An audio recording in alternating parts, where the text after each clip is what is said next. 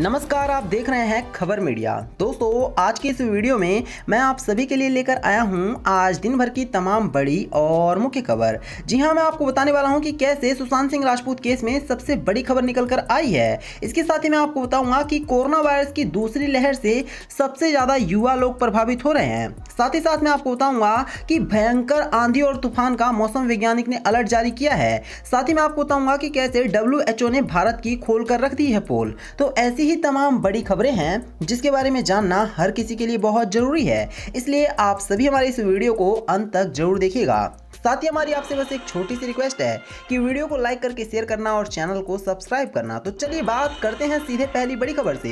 दोस्तों, आपको बता दें कि दूसरी लहर की चपेट में आने वालों में युवाओं की संख्या है सबसे ज्यादा। जी हां, देश में कोरोना वायरस की दूसरी लहर व्यापक रूप से फैल रही है। इसी दौरान कुछ दिन पहले कोरोना वायरस के 4 लाख दैनिक मामले सामने आए हैं। हालांकि 3 दिनों से मामले में थोड़ी गिरावट आई है, लेकिन ऐसा माना जा रहा है कि कोरोना वायरस एक बार फिर से तेजी से बढ़ सकता है। और दोस्तों, जहां अभी तक समझा जा रहा था कि वृद्ध लोग और बच्चे को कोरोना वायरस सबसे ज्यादा प्रभावित कर रहा है, तो एक आंकड़ा, एक सर्वे सामने आया है जिसमें पता चल रहा है कि युवाओं को कोरोना वायरस से सबसे ज्यादा क्षति हुई है। चलिए बात करेंगे एक और बड़ी खबर की, तो बहुत ध्यान से इस खबर को सुनिएगा। जी हां, आपको बता दें, एक बार फिर से कोरोना के खिलाफ जंग में 5 देशों से ऑक्सीजन आयात करेगा भारत। पीएम केयर से खरीदे जाएंगे 1 लाख कंसंट्रेटर। दोस्तों, आपको बता दें कि इस टाइम पर भारत में अगर किसी चीज की सबसे ज्यादा कमी है तो वो है ऑक्सीजन। और गृह मंत्रालय ने साफ बता दिया है कि देश में ऑक्सीजन की कमी दूर करने के लिए सरकार बड़ी मुस्तैदी से प्रबंध में लग गई है।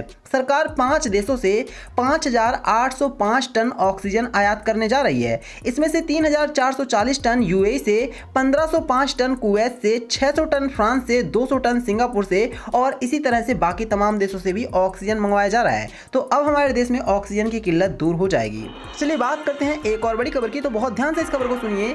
बैंक का ये मैसेज भूल कर भी ना करें इग्नोर, वरना भरना पड़ेगा 1000 रुपए तक का जुर्माना। दोस्तों, क्या आपने पैन कार्ड को अभी तक आधार कार्ड से लिंक नहीं कराया है? यकीन मानिए, अगर आपने अपने पैन कार्ड को आधार कार्ड से अभी तक लिंक नहीं कराया है तो आप सभी को करा लेना चाहिए, वरना 1000 रुपए का आप सभी के ऊपर जुर्माना लगेगा अगर आप ऐसा 30 जून 2021 से पहले नहीं करवाते हैं तो इसलिए आप सभी तुरंत अपने आधार कार्ड को पैन कार्ड से लिंक करवा लें। ये सरकार की तरफ से नोटिफिकेशन जारी किया गया है। चलिए बात करते हैं एक और बड़ी खबर की, तो मनीष सिसोदिया का आरोप, भारत बायोटेक ने दिल्ली को कोवैक्सीन का डोज देने से कर दिया है इनकार। जी हां, आपको बता दें कि एक बार फिर से मनीष सिसोदिया, जो कि दिल्ली के गृह मंत्री हैं दोस्तों, वो पूरी तरह से, आपको बता दें कि दिल्ली में लगातार देखने को मिल रहा है कि वैक्सीन के साथ साथ दिल्ली में ऑक्सीजन की कमी भी देखने को मिल रही है। इसी बीच आपको बता दें कि दिल्ली के उप मुख्यमंत्री मनीष सिसोदिया ने बुधवार को एक बार फिर से देश में कोरोना वैक्सीन निर्माता कंपनियों पर समुचित मात्रा में टीके की आपूर्ति नहीं करने का आरोप लगाया है। उन्होंने आयोजित एक प्रेस वार्ता में केंद्र सरकार पर भी टीका को लेकर के आपूर्ति में बाधा डालने का आरोप लगाया है। तो साफ है कि मनीष सिसोदिया काफी ज्यादा भड़क चुके हैं।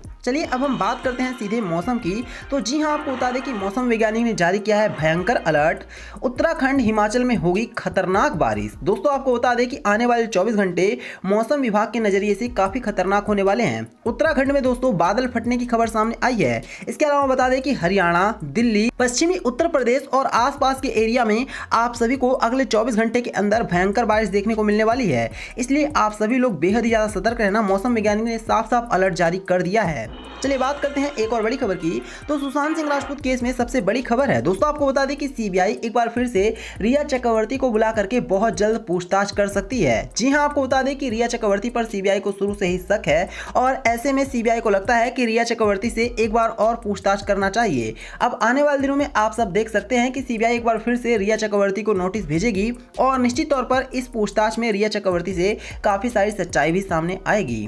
चलिए बात करते हैं एक और बड़ी खबर की, तो राहुल और प्रियंका का केंद्र पर वार, रेत में सिर डालना सकारात्मक नहीं है, देशवासियों के साथ है धोखा। दोस्तों, कांग्रेस के पूर्व अध्यक्ष राहुल गांधी और पार्टी महासचिव प्रियंका गांधी वाड्रा ने देश में कोरोना वायरस संक्रमण एवं टीकाकरण की स्थिति को लेकर बुधवार को केंद्र सरकार पर निशाना साधा है और कहा कि घर घर टीका पहुंचाए बिना इस महामारी से लड़ना असंभव है। राहुल गांधी ने एक खबर का हवाला देते हुए आरोप लगाया है कि सकारात्मक सोच की झूठी तसल्ली देना देशवासियों के साथ ये धोखा रुखा है, तो साफ है कि राहुल गांधी ने प्रधानमंत्री मोदी पर बड़ा हमला बोला है।